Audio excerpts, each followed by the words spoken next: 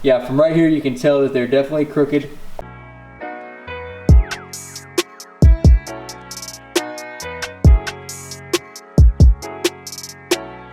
What's going on, guys, and welcome back to the Drop Top Garage. As you could probably see, there's no tires on the rear of the car, and that's for a couple different reasons.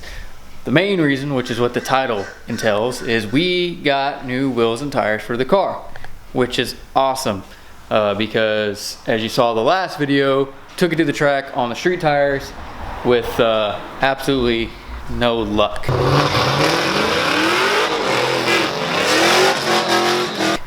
I mean, the car ran like, I think the best pass was a 13.3, and I'll show you how bald these tires are. Well, not just bald, but they're old, and like at least, I'd say 7-8 years they've been on this car. Like, they're a little old. But here's the tires that we had on. You can kind of get a little sneak peek of what's coming. And I opted for the look of the same wheels because I like to keep things looking clean and kind of like OEM, if you will, which is kind of like the whole interior thing, like the gauges in here instead of having a big pillar and all that stuff. I just like the OEM look. So let's go ahead and start talking about the rears. Now, I have had the car out testing with the new wheels before this video came out, and kind of bad news, I just pulled the wheels off to make it look authentic for the video and be like, oh, I've never used these before. I have, but not now. I'm not gonna be using them anymore because as I took off the slicks on the back, I realized that my studs are all sorts of funky. So I'm not really sure why. In the video that you guys will be seeing coming up here pretty soon, the car wheel hops pretty good.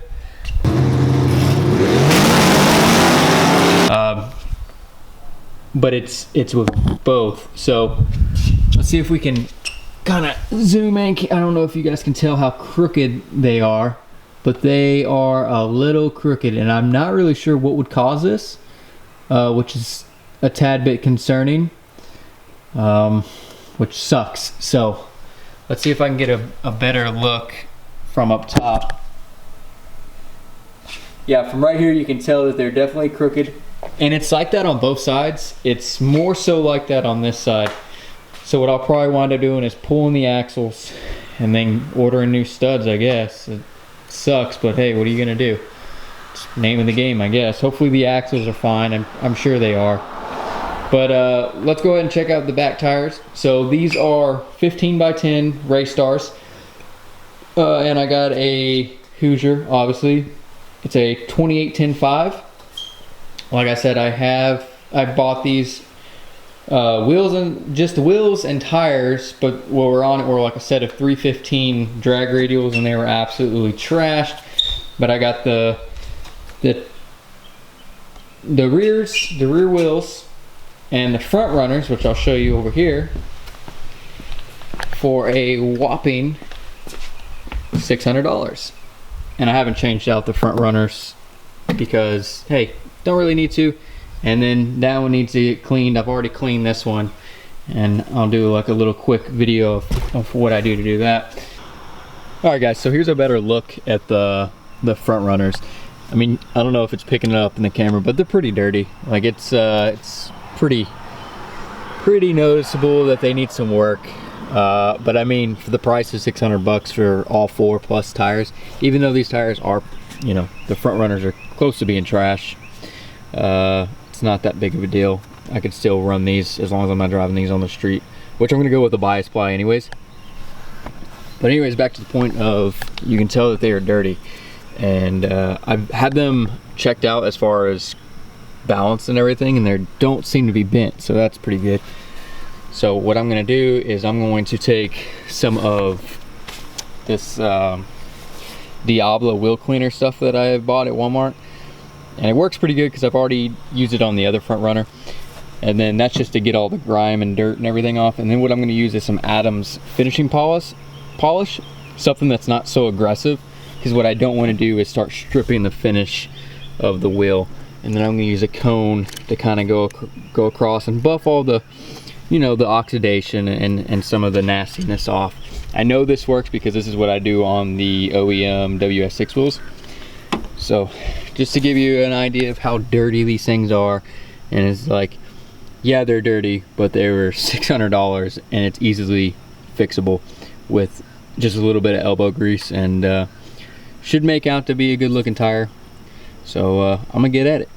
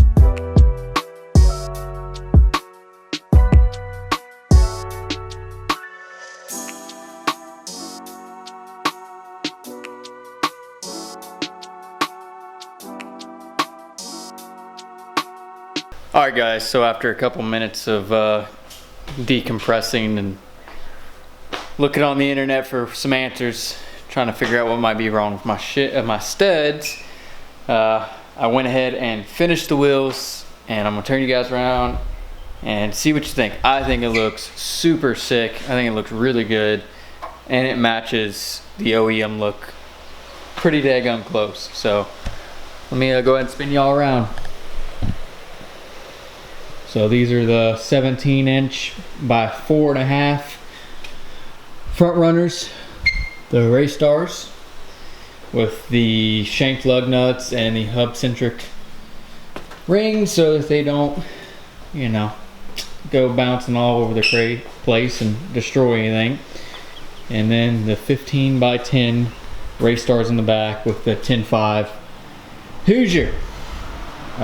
It looks like I actually gained about a 1/4 inch of clearance compared to the OEM wheels that were on it. I think they're like a 275, let's see, 275 40 17, and these are 17s as well.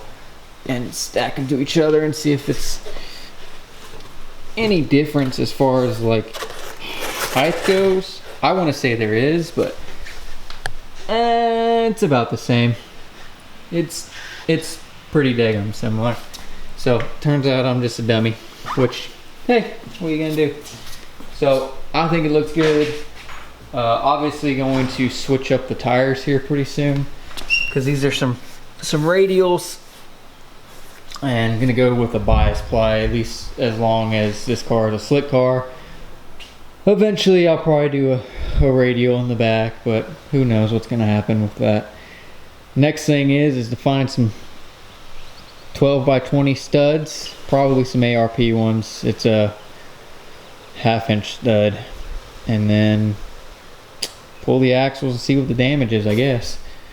But yeah guys, this is how it's gonna look in its drag racing form. I think it looks super good. I don't know, I like it. Let me know what you guys think in the comments below. But for me it works, and that's half the battle, right? But as always guys, I really appreciate all the support, and if you haven't already noticed, we have hit 2,000 subscribers, actually over 2,000 subscribers, which is really amazing that many people would like to watch my stuff. And maybe they don't like it, maybe they just accidentally clicked on it, but that would be a lot of people making a fluke. So I expect to continue to grow, and hopefully one day be in a position where I can start giving back to the community, and that would be super awesome. But as always guys, thanks for watching. Check you later.